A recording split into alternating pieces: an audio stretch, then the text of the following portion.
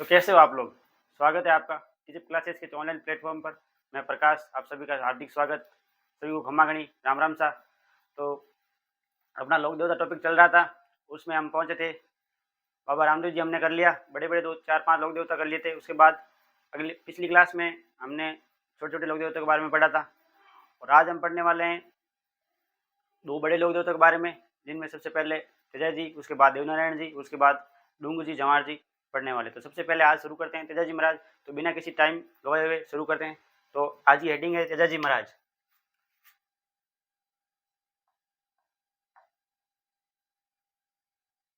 तेजा जी, तो वैसे आपको पता ही है कि सबसे पहले इनका आधार कार्ड बनाते हैं अपन। तो आधार कार्ड से शुरू करते हैं। तो जन्म जन्म की बात करूं तो 1074 ईस्वी, 1074 ईस्वी माघ शुक्ल चतुर्दशी। माघ शुक्ल चतुर्दशी, माघ शुक्ल चतुर्दशी को आप कैसे याद रखोगे? इसको याद रखने का एक छोटा सा उपाय बताता हूँ। हालांकि एक आने वाली नहीं है तिथि, फिर भी मैं आपको बता देता हूँ कि बेणेश्वर धाम का मेला माघ शुक्ल पूर्णिमा को लगता है। उससे जस्ट एक दिन पहले तेजा जी का जन्म हुआ था। तो इनका जन्म हुआ था 1074 ईस्वी में, और माघ शुक्ल चतुर्दशी, और जन्म हुआ था इनका खड़नाल, जो कि पड़ता है नागौर जिले में। और इनकी गोत्र धोलिया, धोलिया गोत्र थे, न कि कालिया। कौन से? धोलिया। तो आगे बात करते हैं इनके पिता का नाम। पिता का नाम 2 प्रकार से मिलता है, 2 नाम मिलते हैं अलग अलग, लेकिन दोनों एक समान है। तो बता देता हूँ। एक नाम मिलता है ताहड़ जी, और दूसरा नाम मिलता है बक्साराम, बक्साराम जी, बक्साराम जी धोलिया। तो बात करते हैं आगे। आगे बात करूं मैं तो इनकी माता का नाम राम कंवरी, और बात करें इनकी बहनों का नाम तो राजल और भोंगरी। तो यहाँ पे लिख देता हूँ बहने, राजल और भोंगरी। और बात करते हैं इनके वाहन, इनकी फॉर्चूनर के बारे में बात करते हैं। तो बात आती है इनके वाहन पर, तो वाहन के नाम पर आती है लीलण। और लीलण आपको नागौर साइड में जाओगे तो लगभग 50% गाड़ियों के पीछे लीलण लिखी हुई मिल जाएगी। तो लीलण वो सामान्यतः तेजा जी के वाहन का नाम था। ये घोड़ी थी, घोड़ी। इसका दूसरा नाम मिल गया सिणगारी।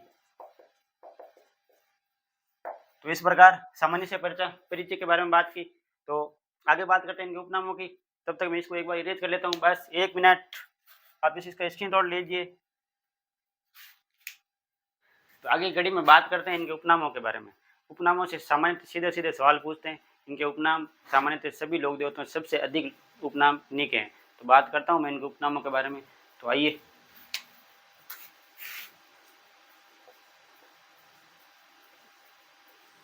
उपनाम। फर्स्ट इनका उपनाम है नागों के लोक देवता। नागों के डिपार्टमेंट इनके पास है, नागों के लोक देवता। एंड देन सेकंड, काला वे बाला के लोक देवता। और तीसरे बात करें कर्षक उपारक लोक देवता। 3 इनके सामान्य थे और सबसे इम्पोर्टेंट ये तीनों नाम है। इनके बाद आगे बात करता हूँ तो गायों के मुक्तिदाता। अन्य ऐसे 4 5 और अन्य नाम है गायों के मुक्तिदाता। ये इनका एक महत्वपूर्ण नाम है। बात करें इस मुक्तिदाता की तो ऐसे तो सभी लोक देवताओं ने गायों की रक्षा हेतु अपने जीवन लीला समाप्त की, या अपने जीवन को गायों की रक्षा हेतु समर्पित किया, या उनकी गायों की रक्षा के लिए वीरगति को प्राप्त हुए। परंतु गायों का मुक्तिदाता अपने तेजा जी को ही कहा जाता है, क्योंकि तेजा जी ने ही गायों को लेकर पहल शुरू की थी। गायों की रक्षा हेतु अपने जीवनदान बलि भी कर सकते हैं। तो इसके बाद इनका नाम गायों के मुक्तिदाता के नाम से पड़ा। जाटों के लोक देवता, जाटों के कुल देवता कह दो या जाटों के प्रमुख लोक देवता, एक इनका ये नाम हो गया, जाटों के कुल देवता या आराध्य लोक देवता। इस प्रकार ये 5 नाम इनके सामान्य हो गए। और एक बात और कर दूं तो इससे पहले हमने पढ़ा था हरिराम जी जोरड़ा के बारे में, जो जलोर के प्रमुख लोक देवता, जलोर जिले के प्रमुख लोक देवता, वो फर्स्ट लोक देवता जो किसी जिले के स्पेसिफिक लोक देवता थे। और सेकंड की बात करूं तो ये अजमेर जिले के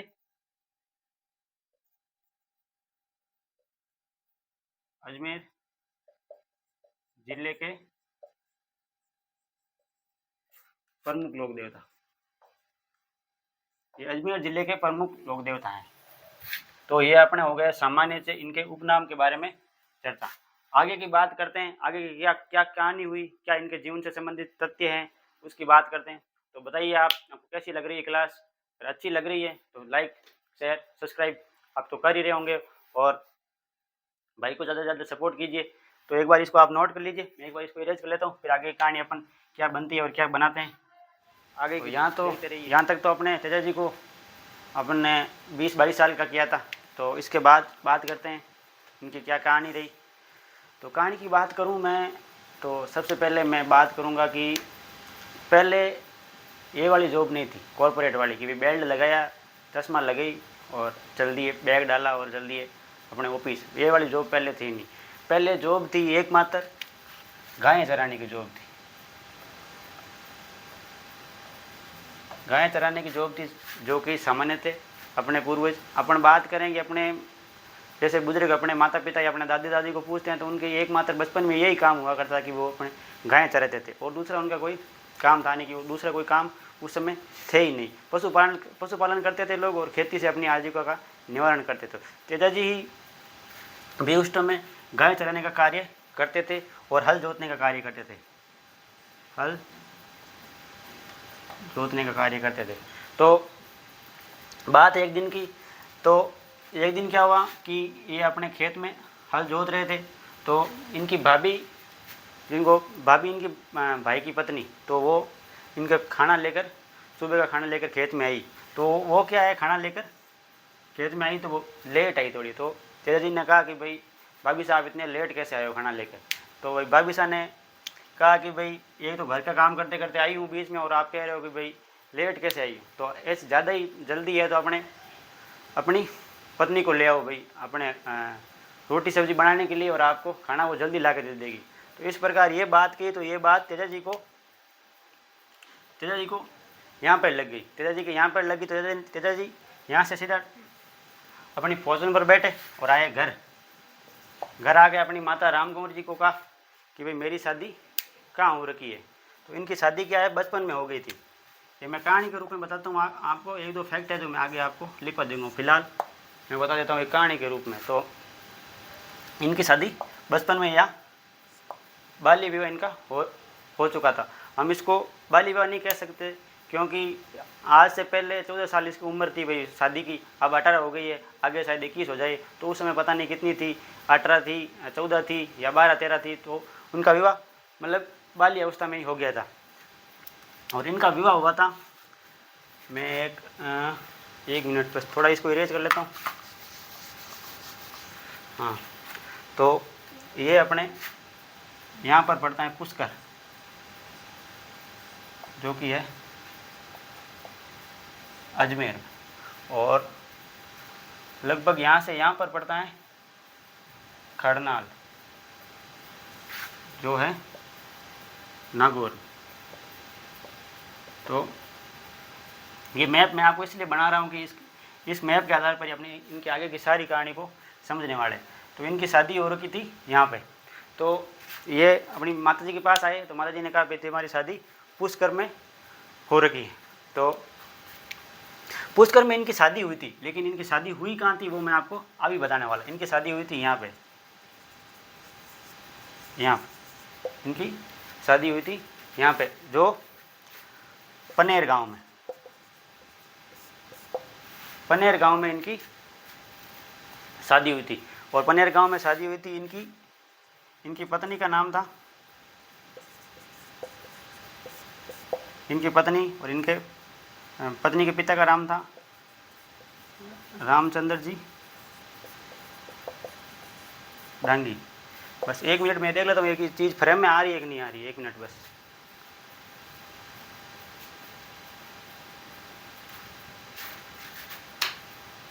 तो इनकी पत्नी का नाम था पेमल और ये रामचंद्र जी डांगी की पुत्री थी। तो इनकी शादी यहाँ हो रखी थी। तो यहाँ से ये अपनी घोड़ी लीलन को लेकर रवाना हुए। तो 3-4 प्रकार के अपशुगुन हुए थे, जैसे कि सामने से बिल्ली निकल जाना और कुआ बोलना और जो विधवा औरत का सामने आना। इस प्रकार 3-4 अपशुगुन हुए, फिर भी बिना रुके ये पन्ना यहाँ से पनेर आ गए थे। पनेर जो कि पड़ता है अजमेर में, अजमेर को मैं सीधा एजे लिख देता हूँ, अजमेर शॉर्ट में। तो यहाँ से यहाँ आ गए थे। यहाँ आने के पश्चात इन्होंने भाई जो ये पेमल थी ना, पेमल की एक सहेली थी जिसका नाम था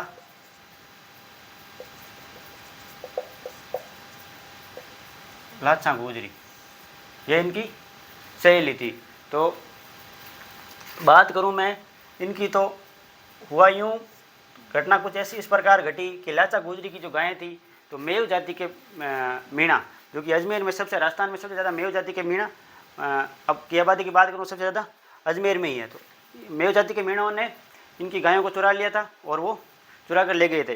तो तेजा जी यहाँ पर अपनी पत्नी को ले जाने आए थे पेमल को। तो यहाँ पर आए तो पेमल ने कहा कि भाई पहले तो अपने लाचा गुजरी की गाय आप मेव मीणों से छुड़ा कर लाओ, फिर अपना अपन चलेंगे सासरे, अपन साथ में चलेंगे उसके बाद। तो तेजा जी यहाँ से गए, यहाँ पर सेंदरिया गांव, सेंदरिया में गांव का नाम है मेवेरिया, मेणवेरिया गांव में इन्होंने मेव मीणों के खिलाफ युद्ध लड़ा। मेर मीणों के खिलाफ युद्ध लड़ा और उसके बाद ये यहाँ से इनकी गायें छुड़ाकर वापस पनेर लेके आए। गायें छुड़ाने के बाद पनेर लाए, उसके बाद क्या कहानी बनती है क्या नहीं बनती है मैं अगले तो इन्होंने लाचा गुजरी की गायें बचा कर लेके आ गए थे वापस पनेर। तो लाचा गुजरी ने अपनी गायें संभाली, तो उसमें गायों में देखा कि ये गाय का बछड़ा मिसिंग था। तो इन्होंने कहा कि भाई तेजा जी इतना काम कर दिया, तो ये गाय के बछड़े को वापस, अब मेर मीणाओं के पास वहाँ पर कहीं पीछे रह गया था, मेव मीणाओं के पास पीछे रह गया था, कहीं भटक गया था वो गाय के बछड़ा। तो उन्होंने कहा कि गाय के बछड़े को वापस जाकर लेके आओ। तो तेजा जी यहाँ से जा रहे थे गाय के बछड़े को लाने, ये हो गया इनका हाईवे। यहाँ से जा रहे थे तो बीच में आग जल रही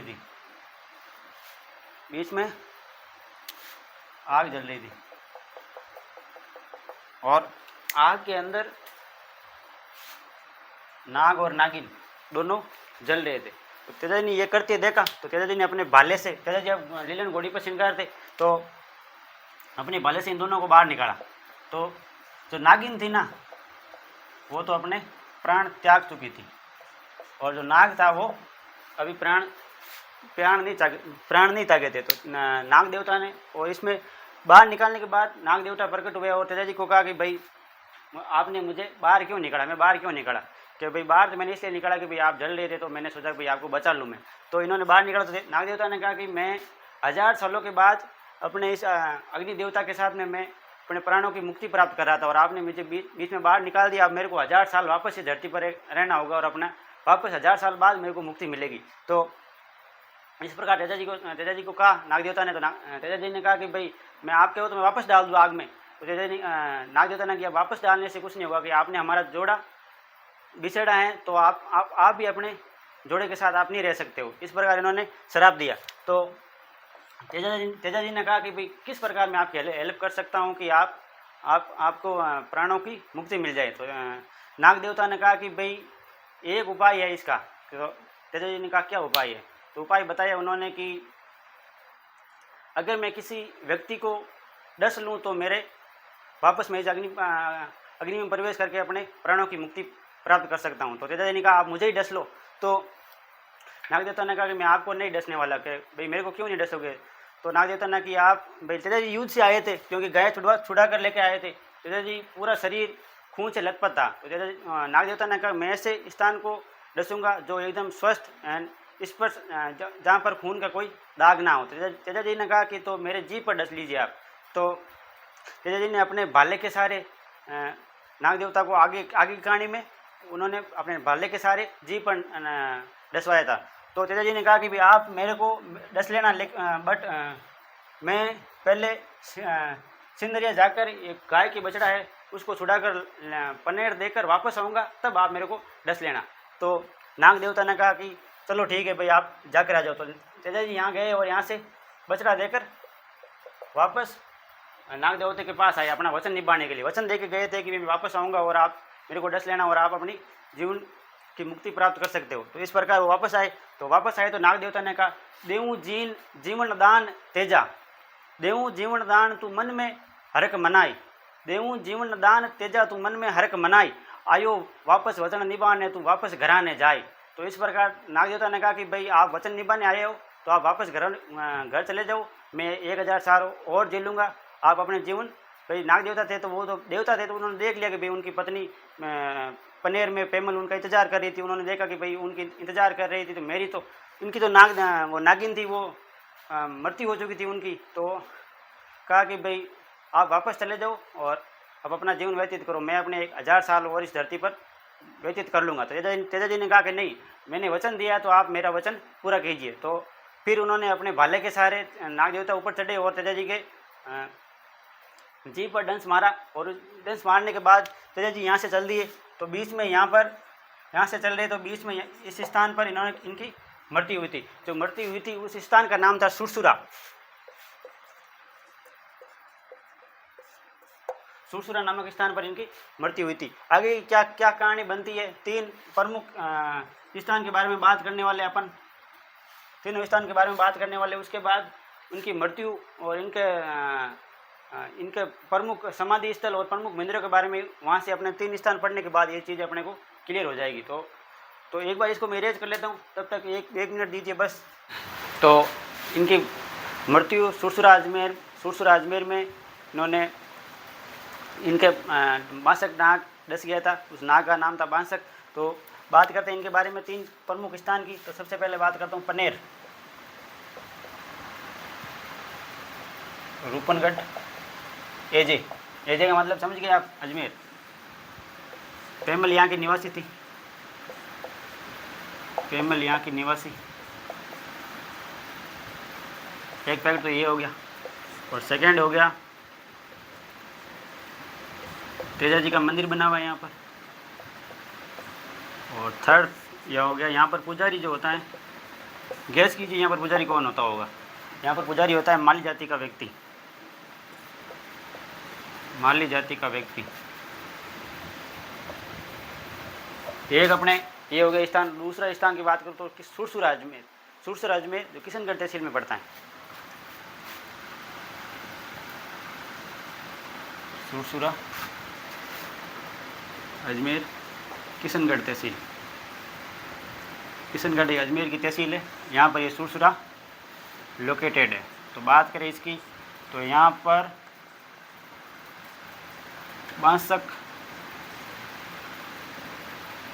बांसक नाग के डसने से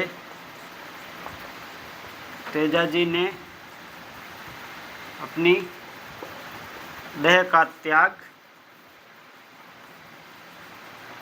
किया।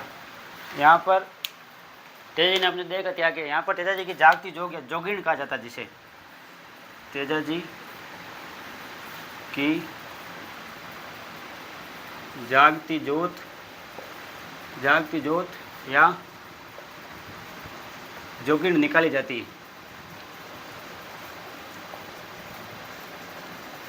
ये 2 इनके बारे में महत्वपूर्ण स्थान हो गए, स्थान सुरसुरा और रूपनगढ़।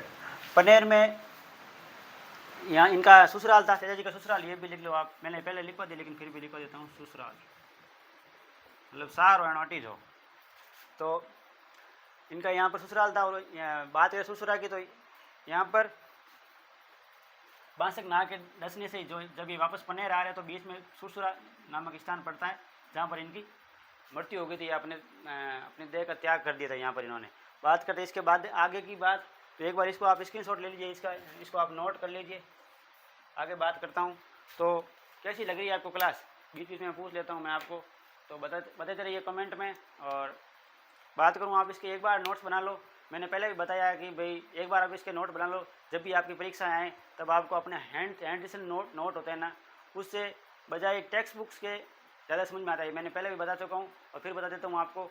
और तो मेरी सलाह यही रहेगी कि भाई आप अपने हाथ से नोट्स बनाओ, वो ज़्यादा याद रहने में ज़्यादा आसानी होती है बजाय उनके टेक्स्ट बुक्स वाले नोट्स की। तो आप इसके नोट्स बनाते रहिए साथ साथ में, आशा करता हूँ कि आप बना रहे होंगे।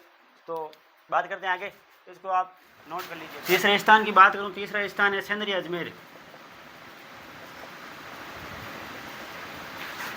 सेंदरिया ब्यावर अजमेर, ब्यावर अजमेर, ये लिखते हैं शॉर्ट में। इस स्थान के बारे में एक ही फैक्ट है जो मैं आपको जल्दी से बता देता हूँ। बांसक नामक नाग ने इनको इस स्थान पर दंसा था।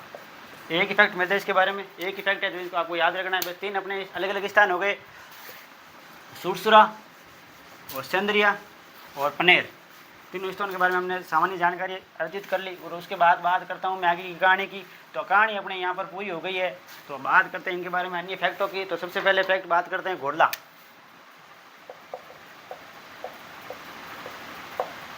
घोड़ला बात करूँ घोड़ला की, तो घोड़ला किसे कहा जाता है? घोड़ला कहा जाता है तेजा जी के मंदिर में,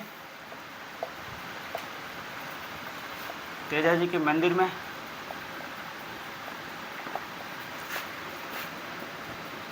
पुजारी को घोड़ला कहा जाता है, पुजारी को घोड़ला कहा जाता है।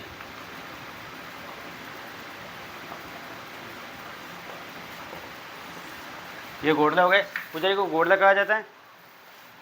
और ये सर्पदंश से संबंधित इलाज करते हैं, सर्पदंश से संबंधित रोगियों का इलाज करते हैं। सर्पदंश से संबंधित रोगियों का इलाज ये करते हैं। इस प्रकार ये इफेक्ट हुआ। और उसके बाद बात करूं तो तेजा जी का निर्वाण, एक मिनट इसको इरेज कर लेता हूं तब तक।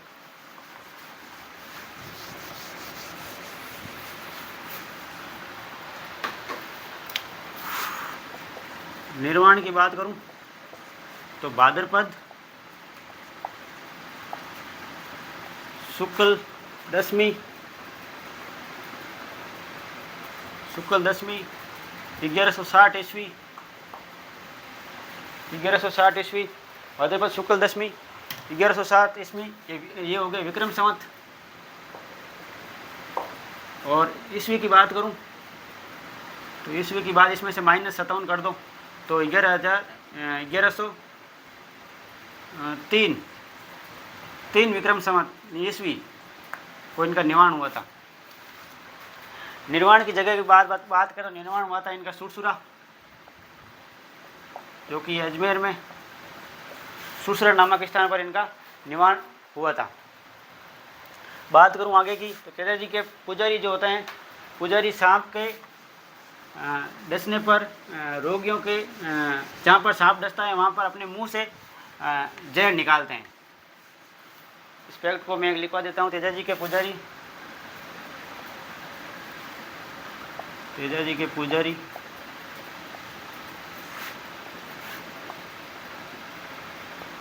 सर्पदंश से संबंधित रोगी का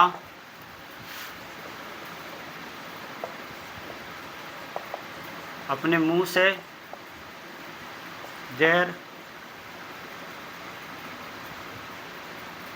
निकालते हैं, अपने मुंह से ये जहर निकालते हैं। और एक व्यक्ति के बारे में और बात करूं तो तेजा जी के मिंदर या मिंदर पर पुजारियों द्वारा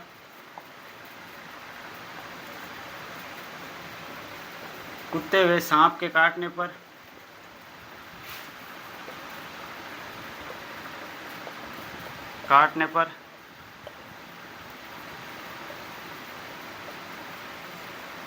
इलाज किया जाता है। कुत्ते और सांप के काटने पर अजमेर ज़िले में अस्पताल न जाकर सामान्यतः लोग तेजा जी के मंदिर पर जाते हैं और इनके यहाँ पर इलाज होता है। तो इस प्रकार आगे की बात करता हूँ, तो इसको एक बार इरेज कर लेता हूँ। आगे की बात आगे कड़ी में बात करता हूँ तो सन 2011 में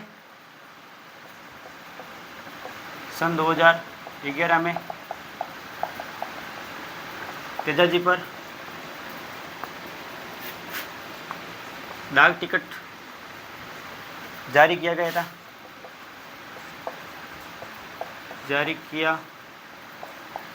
गया था। और आगे बात करूं 2019 में राजस्थान में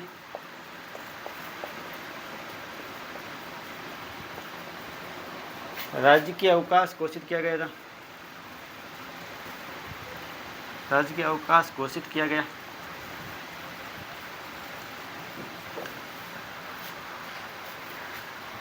तेजा जी के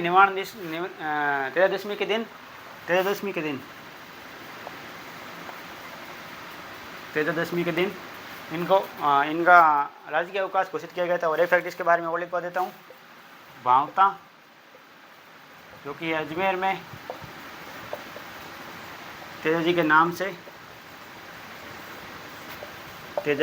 नाम से सर्वदंश अस्पताल है। ये 3 फैक्ट हो गए सामान्य जानकारी के अंदर। इस 3 फैक्ट को आप स्क्रीनशॉट लीजिए, इसको आप उतार लीजिए। तो तेजा जी की सामान्य जानकारी के बाद बात करते हैं इनके प्रमुख मंदिरों की। तो सबसे पहले इनके प्रमुख मंदिरों की हेडिंग लगाइए। प्रमुख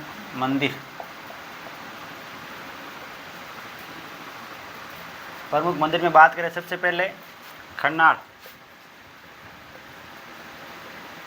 जो कि है नागौर। खन्नाड़ में इनका मंदिर है जो कि ये प्रधान मंदिर भी है। तो इनका प्रधान मंदिर है।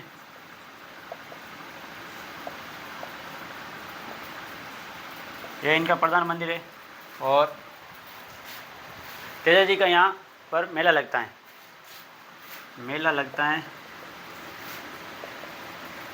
भाद्रपद शुक्ल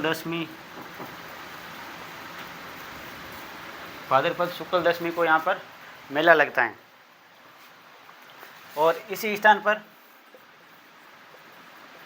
पेमल इनके साथ सती हुई थी। तो ये इनका पहला मंदिर हो गया। और इसके बाद आगे के मंदिर के बारे में बात करते हैं। ये इनका प्रमुख मंदिर है और सबसे प्रधान मंदिर भी यही है। आगे की बात करता हूँ, एक बार इसको आप नोट कर लीजिए, इसका स्क्रीनशॉट लीजिए। बस आज थोड़ा क्या है कि तबीयत ठीक नहीं है, इसकी वजह से थोड़ा मैं साफ लिख नहीं पा रहा हूँ, तो बस माफ़ कीजिएगा। तो एक बार इसको आप नोट कर लीजिए। दूसरा मंदिर मिलता है अपने को परबसर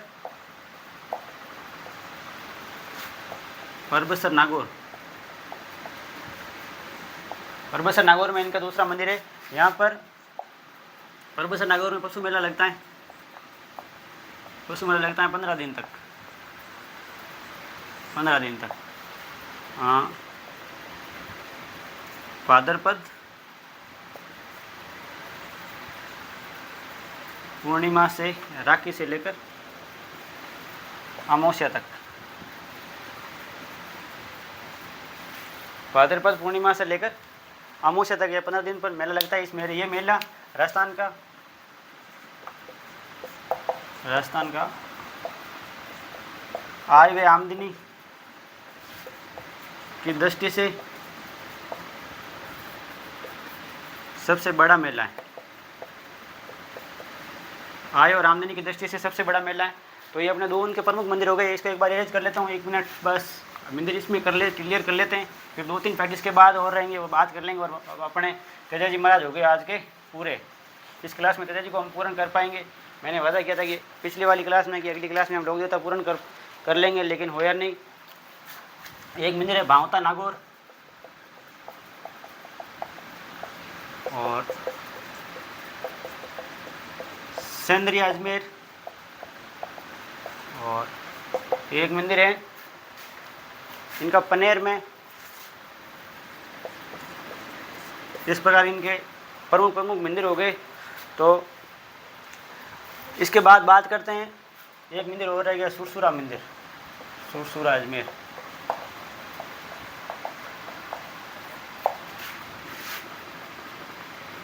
तेजा जी के मंदिर। और आगे की बात करता हूँ तो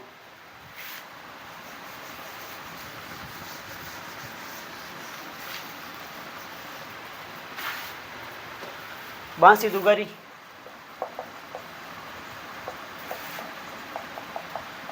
बांसी दुगारी में इनका एक और मंदिर है। एक मंदिर है इनका सीताबाड़ी,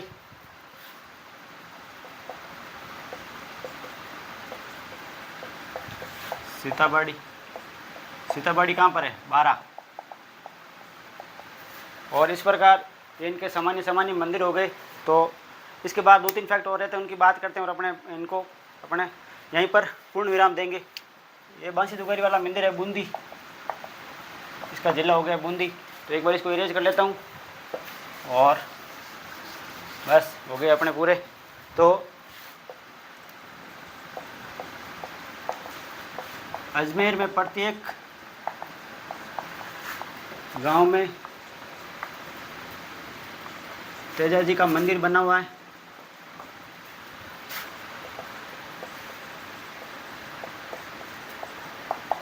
जिसे तेजा चौक कहा जाता है।